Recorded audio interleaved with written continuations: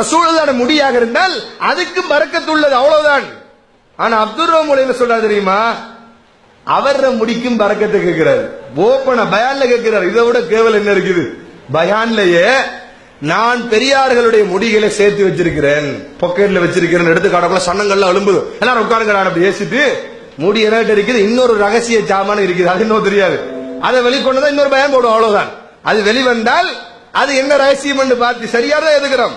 உங்களுக்கு மட்டும் இருக்கிறதா என்னது? நான் எல்லா பெரியாருடைய முடியையும் சேர்த்து வச்சிருக்கிறேன். நம்ம முடிய ஒருத்தருமே கேட்கிறாங்களே, இனி கேட்ட தரவும் மாட்டேன் அப்படின்னு சொல்லி அவர முடியையும் ஒரு கண்காட்சிக்கு வைக்கின்ற முன் ஏற்பாடு தற்போது நடைபெறுகிறது. அந்த காட்சியை மூல அப்துல் ரஹ்மானுடைய வாக்குமூலத்திலிருந்து தற்போது நீங்கள் பார்க்கலாம். சரி, நாங்க சில டைம்ல பெரிய மனுஷனை கண்டா, ஒரு செய்த கண்டா, ஒரு சேக கண்டா, உங்களோட தாடி முடியல ஒரு முடிய தாங்களேன், நான் ரொம்ப பட்டணமா பறக்கத்துக்காக வண்டி வச்சுக்கிற போறேன் அப்படி என்று நீங்க கேட்கறையா இல்லையா? நீங்க கேட்கறல, எனக்கு ஒருவரும் கேட்கலையே ஒரு தாடி முடியல உண்ட தாங்க. நீங்க கேட்டீங்களா? கேட்கையும் இல்லை.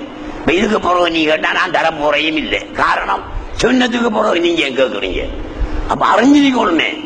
ஆகையினால சேகுமார்கள் வந்தா, சாதாத்துமார்கள் வந்தா நாங்க அப்படி கேட்கிறோம். நீங்க கேட்காட்டி நான் கேட்டு வாங்கி வச்சிருக்கேன், இந்த வச்சிருக்கேன்.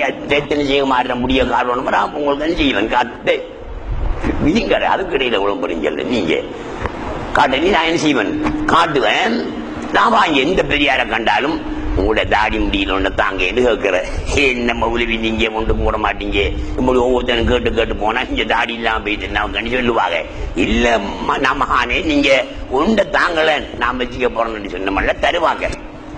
இங்க பாருங்க, அவ்வளவு முடியலாம் எல்லாம் வச்சிருக்க. அதுல ரகசியம் அதை சொல்லிக்கே இயலாது. அதனால முடி பொதுவா வணங்கி கொள்ளுங்க, என்ன வச்சிருக்கேன்.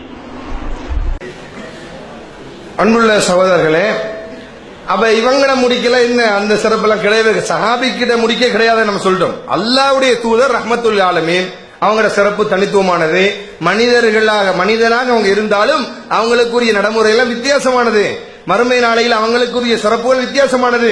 இவங்க அதுல என்ன ரசூலுல்லாஹ் மாதிரி இவங்க பார்க்க முடியாது. இவங்கள முடி தேவையும் கிடையாது, நஜீஸானதும் கூட. காரணம் என்னது? இவங்களோட நடவடிக்கை ரசூலுல்லாஹ்வோட முடிக்கு தான் அந்த பரக்கத்து தூய்மை இருக்குது. இவங்க முடிக்கல அது கிடையாது.